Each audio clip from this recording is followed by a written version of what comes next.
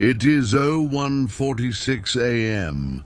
The door of the police station swings open. A man rushes in, out of breath, his hands trembling. "Something happened," he says, his voice wavering. "This is the address. This was the exact time. I saw it."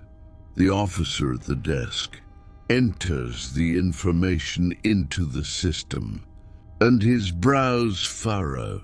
The screen is blank. Address not found. No building record. It is as if the reported incident never even existed. The officer tries again.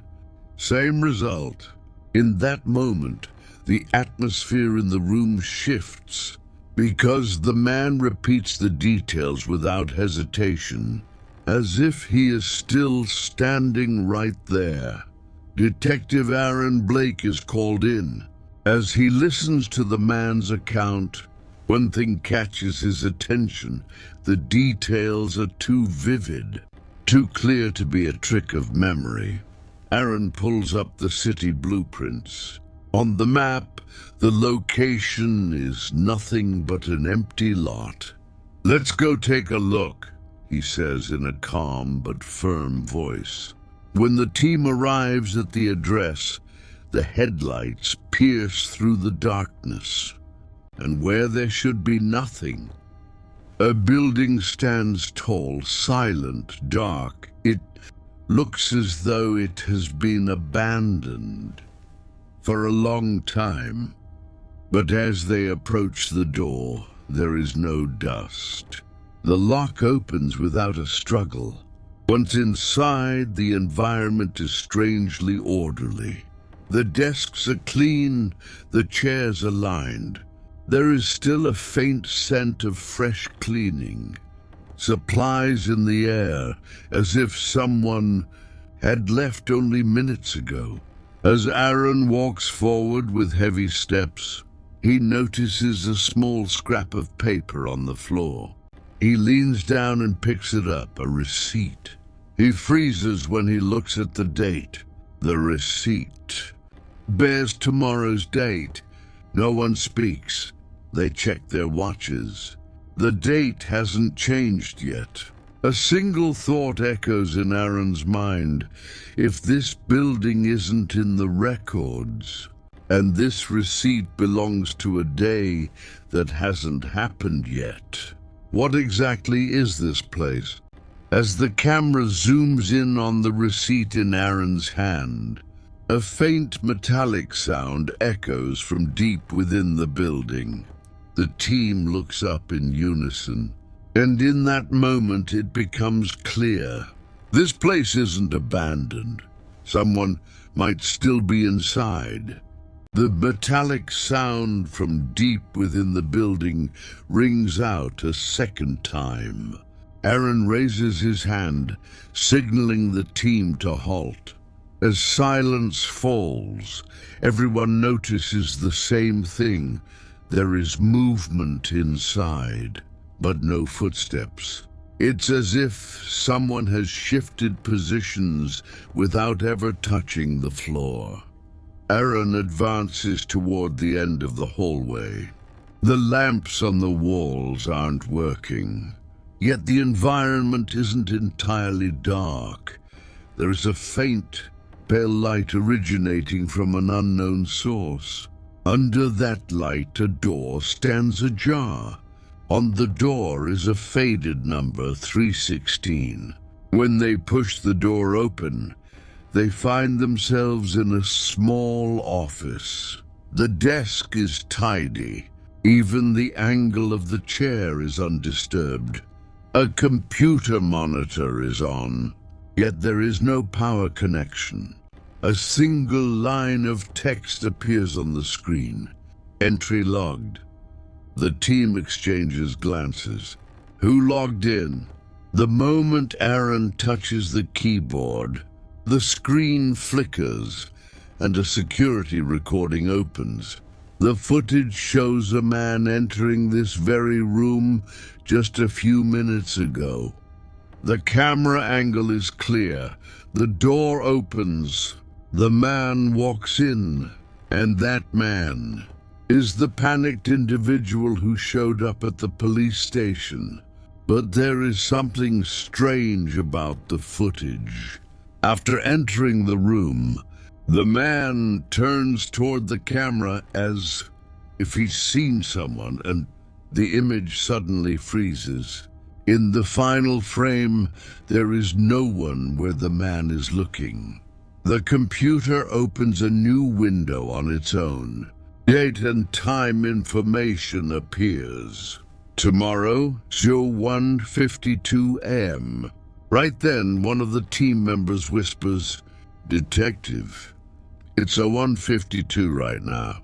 A sudden cold silence fills the room.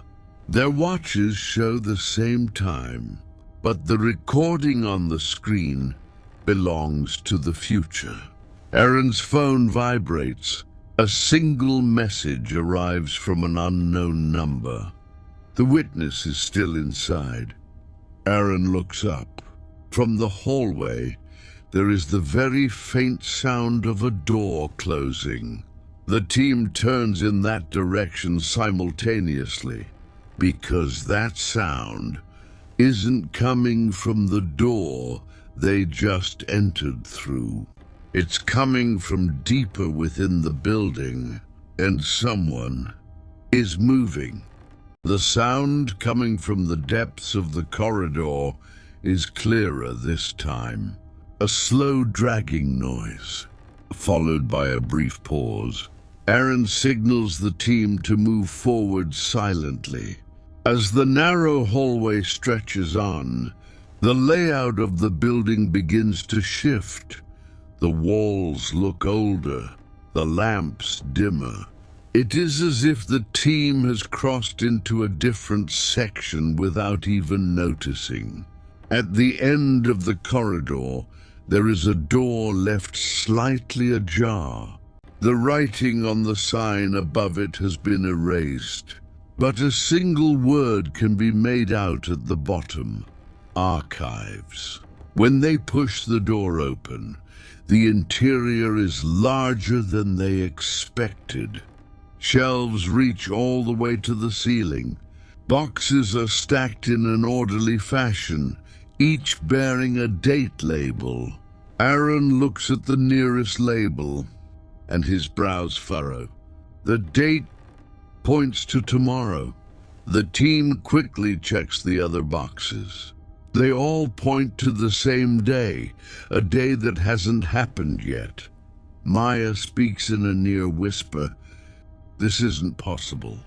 At that exact moment, a small desk lamp in the middle of the room turns on by itself. An open file sits on the desk. As Aaron approaches, he reads the title on the cover of the file. Witness statement pending. As he turns the page, his breathing slows. The text is exactly what the man who came to the station described. The sentences, the pauses, even the specific words used. But the bottom line isn't empty. There is a note there appearing as if it were recently added. The witness is still in the building. The team looks toward the door of the room at the same time, because the door, which was open just a moment ago, is now closed.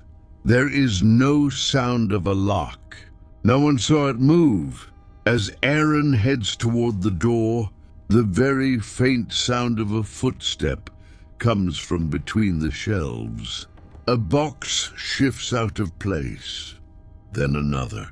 It is as if someone is moving through the narrow passages. Aaron calls out, "We're here! Come out!" No answer, but a shadow glides between the shelves, short, fast, and resembling a human silhouette.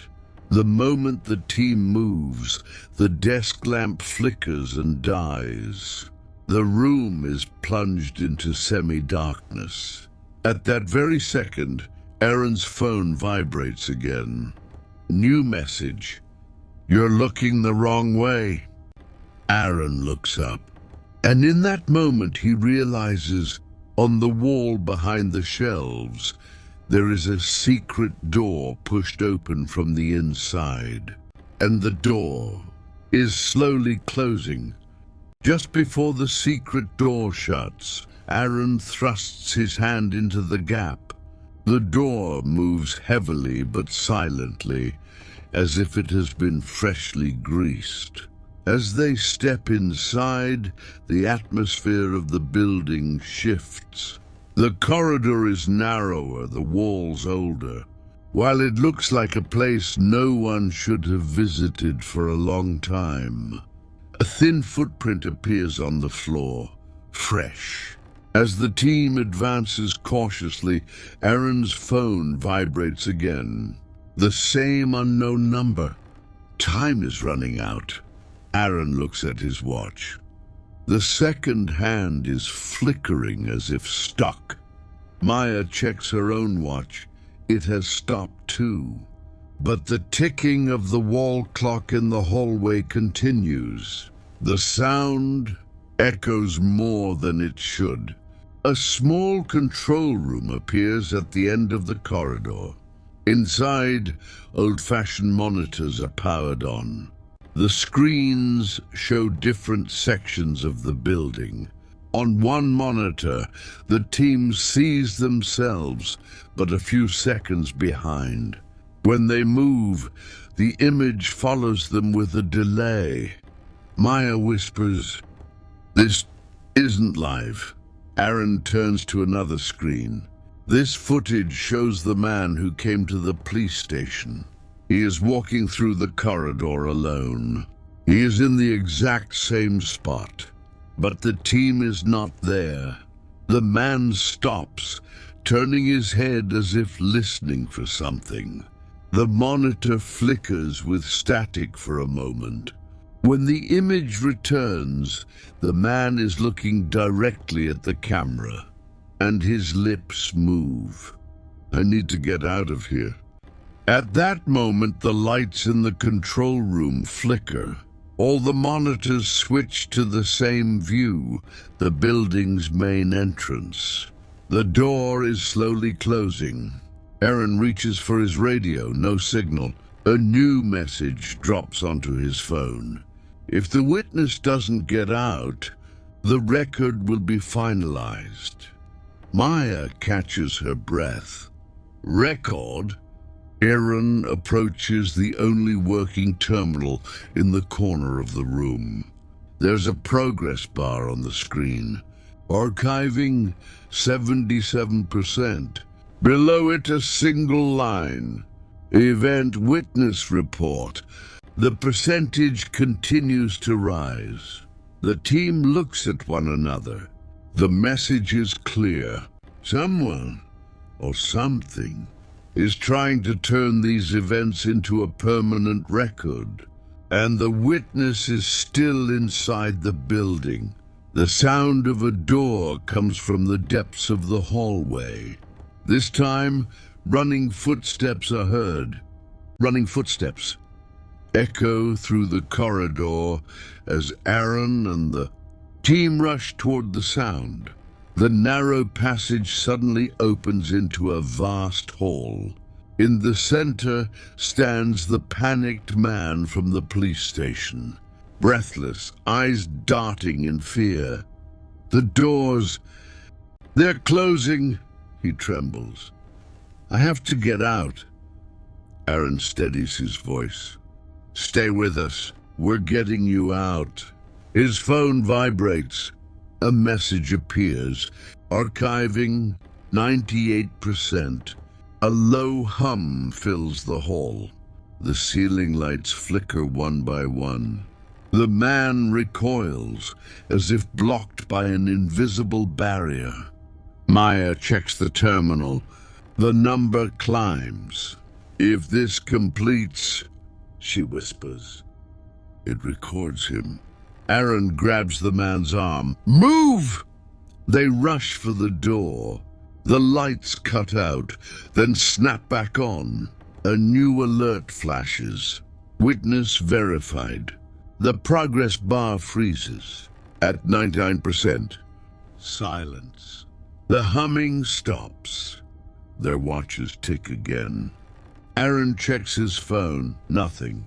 They reach the exit. Morning light spills inside. As they step out, Aaron turns back. The building is gone. Only an empty lot remains. The man stands beside them, real, breathing. Aaron pulls a receipt from his pocket. The date reads today. His phone vibrates once more. Record postponed. No sender name. Just one word. Archive. The camera lingers on the empty lot as the wind rises, and the story feels far from over.